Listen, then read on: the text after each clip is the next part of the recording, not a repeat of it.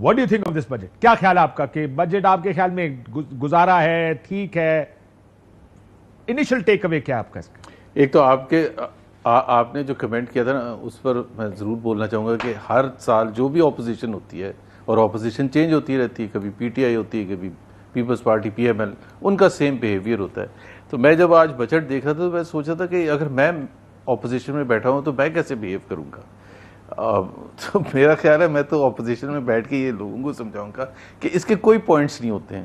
I don't think so لوگ اس سے خوش ہوتے ہیں. ایک بجٹ ہے, اس کو پیش کرنے دیں, اور اس کے بعد آپ نے جو بھی تنقید کرنی ہے, اعتراض کرنا ضرور کریں. But I think this is a tradition that is going on for as long as I can remember. Zubair صاحب, it is a bad tradition, کیونکہ یہ عام آدمی کے لیے اہم ترین دن ہے. یہ اس کی قسمت کا اگلے سال کے لیے فیصلہ ہو رہا ہے.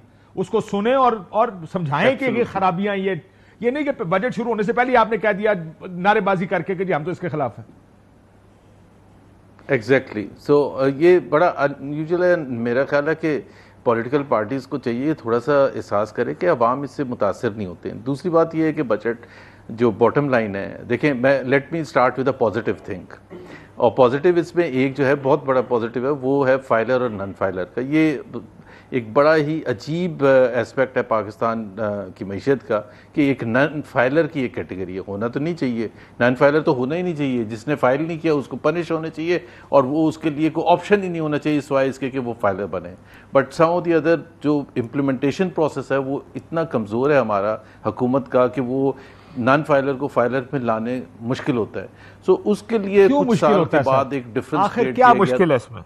مشکل یہ ذرا اس پہ بات کر لیتے ہیں. مطلب مشکل یہ ہے نا کہ میں نے سوچا تھا آپ کا پہلا میں ریاکشن لے کر اسی پہ جاؤں گا. یہ آخر نان فائلر کیوں؟ کیا وجہ ہے کہ ہم کہتے ہیں تم ٹیکس نہیں دیتے, تم نان فائلر ہو, تمہارے لیے تھوڑی سی مراد کم ہے.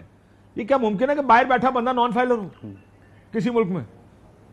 یہ دیکھیں نا, ممکن تو ہے نا, ہو رہا ہے پاکستان میں. اس کا مطلب یہ ہے کہ ہماری جو ٹیکس مشینری ہے وہ سب کو پکڑنے کے قابل نہیں ہے. سب کو نان فائلر سے فائلر بنانے کے اس کے پاس یا تو ریسورسز نہیں ہے یا وہ ان میں اہلیت نہیں ہے, واٹ ایور ریزن. دیکھیں یہ کوئی ایک حکومت کا تو تعلق نہیں ہے, یہ تو کنٹینیوس پروسیس چل رہا ہے. بٹ اس کو فائلر بنانے کے لیے آپ نے انسینٹیو بھی تو دینا ہے, اس کو سزا تو دینی ہے کہ اتنا مشکل کرتے ہیں اس کے لیے کہ وہ خود بخود فائلر بننے کے لیے آ گیا ہے. سو وہ اس بجٹ میں ایک تو اس طرف ایک بڑا پازیٹیو اشارہ ہے کہ گیپ جو ہے نا نان فائلر اور فائلر میں, کہ اگر آپ نان فائلر ہوں گے تو آپ کو بہت بڑی قیمت دینی پڑے گی, چاہے آپ پلاٹ خریدیں, چاہے آپ کار کی رجسٹریشن کرنے جائیں, یا ٹیکس ایٹ سورس ہے, یا جو بھی ہے. سو وہ جو اس کا جو ڈفرنس ہے نا, وہ ہمیشہ میں بھی سمجھتا تھا کہ اتنا رکھنا چاہیے کہ وہ سال کے بعد سوچے کہ اس سے زیادہ اچھا ہوگا کہ میں فائلر بن جاؤں, یہ تو بہت بڑی قیمت مجھے ادا کرنی. So that's a positive thing, that's a positive thing. اب وہ میں آپ کی بات سے ایگری کرتا ہوں کہ سب کو فائلر ہونا چاہیے, بٹ یہ ہے, اور اس کی امپلیمنٹیشن میں کمزوری کیوں ہے, کیا نہیں ہے. سر ایک سیکنڈ اس پہ ذرا رک جائیں. آپ جو کہتے ہیں مشینری نہیں ہمارے پاس, تو یہ ہم اپنے فیلئر کا ایڈمیشن کریں, ہم مان رہے ہیں کہ ہماری ناکامی ہے یہ کہ ایک کام جو ہمیں کرنا چاہیے ہم پچھلے 70 سال سے نہیں کر پائے. ویسے 70 سال سے تو بہت سارے کام نہیں کر پائے, اس میں ایک اور کا اضافہ کر لیں. جی جی, اس ملک میں 70 سال میں مائن پہ عمل درآمد نہیں کر پائے تو فائلر کیسے بنائیں گے؟ ویسے یہ بات بھی ہے, لیکن چلے کوئی بات نہیں. ایگزیکٹلی. انڈین فائنانس منسٹر نے بڑی اچھی بات کی تھی کہ ہو ایور یو آر, میں خود وہ خاتون ہیں, میں آپ کو ڈھونڈ کے پکڑ کے لا کے ٹیکس دلواؤں گی, آپ چھپ نہیں سکتے میرے سے. سو یا تو اس قسم کا اسٹرانگ آپ کا وہ ارادہ ہو کہ آپ کو ہم نہیں چھوڑیں گے اگر آپ ٹیکس فائل نہیں کریں گے. اینی ویز یہ تو ایک کمزوری ہے ٹیکس اتھارٹیز کی, اور یہ ہونا تو نہیں چاہیے. بہت ہی زیادہ ایک خراب ریفلیکٹ کرتا ہے. چاہے آپ جب آئی ایم ایف کے پاس جاتے ہیں وہ بھی یہ کویسچن کرتے ہیں, آپ کے دوست ممالک وہ بھی یہ کویسچن کرتے ہیں, ورلڈ بینک اور دوسرے فائنینشیل انسٹیٹیوشنز وہ بھی یہ کویسچن کرتے ہیں, بھائی یہ کون سا ملک ہے جہاں یہ فائلر اور نان فائلر کا ہوتا ہے.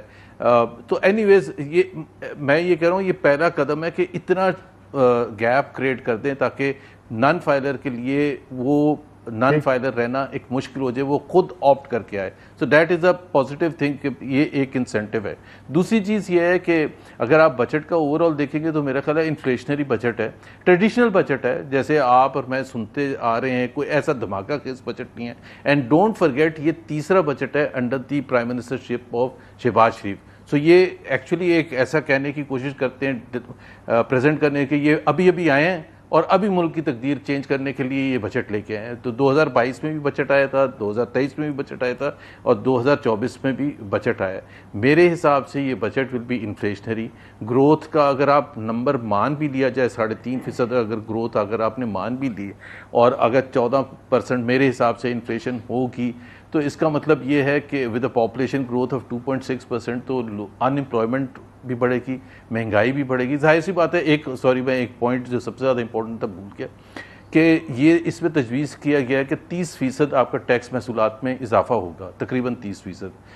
اب 30% اضافہ ان این اکانومی جو خود آپ کہہ رہے ہیں 3.5% گرو کرے گی, اس کا مطلب یہ ایڈیشنل ٹیکسز آئیں گے نا. ایڈیشنل ٹیکسز میرے آپ پر اور عوام پر بوجھ ہی بنیں گے نا, وہ اینڈ کسٹمر ہی پے کرتا ہے نا at the end of the day, چاہے وہ موبائل فون میں ہو یا کھانے پینے, اور جی ایس ٹی میں اضافہ, اور سیلز ٹیکس میں اضافہ, اور انکم ٹیکس میں اضافہ. تو 30% کلیکٹ کرنے کے لیے آپ کو کافی زیادہ بوجھ ڈالنا پڑے گا. دوسری بات یہ ہے کہ آپ کا جو اگر آپ نے نوٹ کیا ہو, جو